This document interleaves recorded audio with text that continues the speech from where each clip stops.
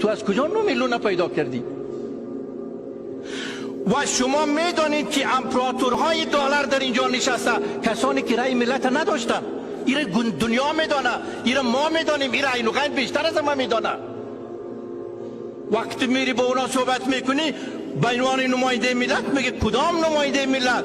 کدام خانه ملت که هر روز 250 نفرش غیر حاضر است؟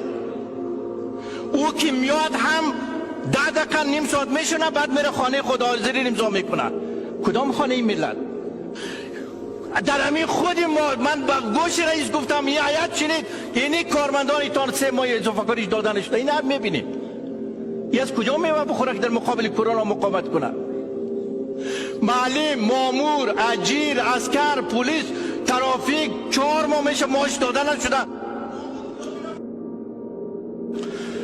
به نام حق و به یاد شهدا، رئیس محترم بسیار چالاک و چوتار برآمدی. رایگیری میکنی بعد نصاب پرسان میکنی، یعنی چی؟ اول رایگیری میکنی بعد میگی نصاب چند بود. دوم، حرفایی که اینجا زده میشود من فکر میکنم خیال و پلو است، سخنان داغ و آتشین است. کدام ما پلو چلو یک از اینا رو نخوردیم؟ کدام ما هزاران دوسیه فعلا نداریم؟ کدام ما از قانون می رویم با اینا صحبت میکنیم که قانون ما رعایت کنند؟ کدام قانون؟ کدام ما خود ما قانون ما رعایت کردیم که از اونا بخوایم؟ وقتی انتخابات صورت گرفت شما خودتان اینجا شاهد بودین و ساکت کردین که خلاف قانون انتخابات صورت گرفت. قانون 1393 که تنها قانون مشروع انتخابات بود کنار گذاشته شد، اما یک ما صدای خود نکشیدیم. 18 نفر کاندید بود مطابق قانون، 1 نفرش کاندید نیست، به خاطر که قانون میگوید هر کاندید 100,000 حمایت کننده و 2% از 20 ولایت باشد. هیچ کدامش نداشتن. این کمیسیون شکایت اعلان کردن. پس کاندید وجود نداشت که ما برنده و بازنده اعلان کنیم. انتخاباتی وجود نداشت به خاطر که کمیته گزینش که مطابق قانون باید کمیشنر را تعیین میکرد در 1397 کنار گذاشتن.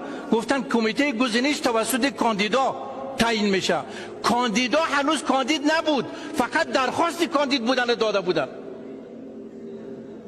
از کدام قانون میخواین با اونا صحبت کنید؟ از کدام انتخابات میخواین با اونا صحبت کنید؟ نه، مصارف خود را عین و غین اعلان کردن. 1% مصارفش من اینجا دارم. حالا اگه میخواین پیداش کنم، مثلا 100 افغانی مصرف کردن، 10 افغانی اعلان کردن.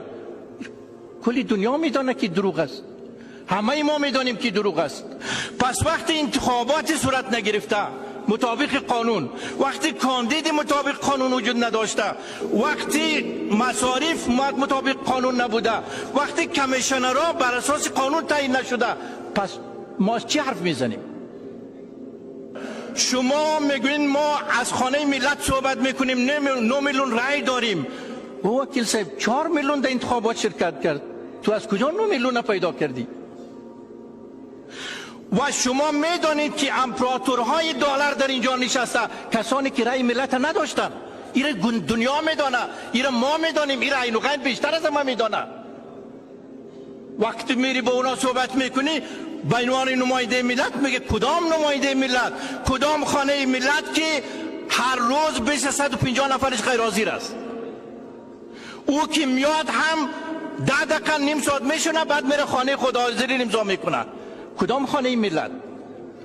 در رسانه های فیسبوکی نوشته شده بود که 2 تا وکیل ویروس داره کرونا. خدا شده است تمام کسای کماتر داده بود، نوشته بود خدا کنه که همهشان گرفتار شوند. به خاطر که یک مشکل مردم ما حل نکردیم. وکیل محترم، کدام خانه ملت نماینده مردم وقتی زیر پای لند کروزر 100,000 دلاری است و از او هم از گمرک تر نشده؟ کدام خانه ملت وقتی نمبر پلیتت خلاف قانون است و از قانون میخوای بری بین و غین صحبت کنی، با مردم صحبت کنی؟ کدام نماینده ملت که 100 بار ما اینجا گفتیم که عسکری که جان خود میده 4 ماه معاش داده نشده، کدام ما ایستاد شدیم که وزیر دفاع یا سرپرست رفتیم امرای شخصی گرفتیم؟ در همین خود ما، من با گوش رئیس گفتم یه آیت شنید اینی کارمندان ایتان 3 ماه اضافه کاریش دادن شده. این هم میبینیم این از کجا میوه بخوره که در مقابل کرونا مقاومت کنه؟ معلم، مامور، اجیر، عسکر، پلیس، ترافیک 4 ماه میشه معاش دادن نشده. تشکر بشار دوست.